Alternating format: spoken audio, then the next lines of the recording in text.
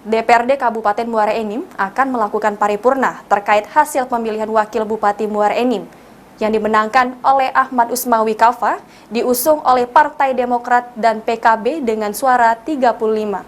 Selasa 6 September 2022. DPRD Kabupaten Muara Enim mengadakan paripurna terkait pemungutan suara perhitungan dan penetapan Wakil Bupati Muara Enim.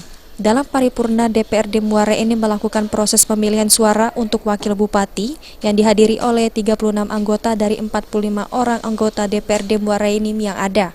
Dalam pemungutan dan perhitungan suara, kandidat nomor urut 1 Ahmad Usmawi Kaffa akhirnya menang mutlak dengan perolehan 35 suara, sedangkan kandidat nomor urut kedua Muhammad Yudhistira Syaputra hanya mendapatkan 1 suara.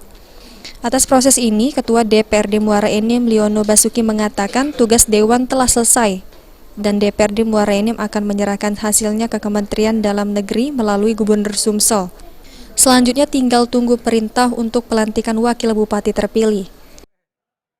Dalam hal ini, tahapan yang ada di lembaga DPRD sudah selesai. Begitu berkas dan seluruh berita acara yang 3 paripurna tadi diserahkan ke Menteri Dalam Negeri melalui Gubernur.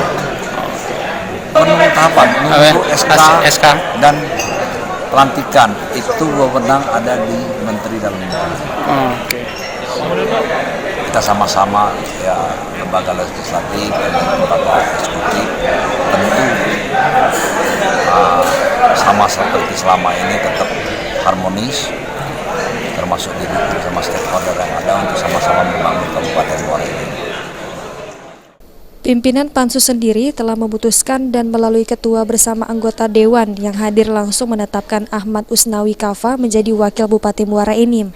Mardiansa, PAL TV.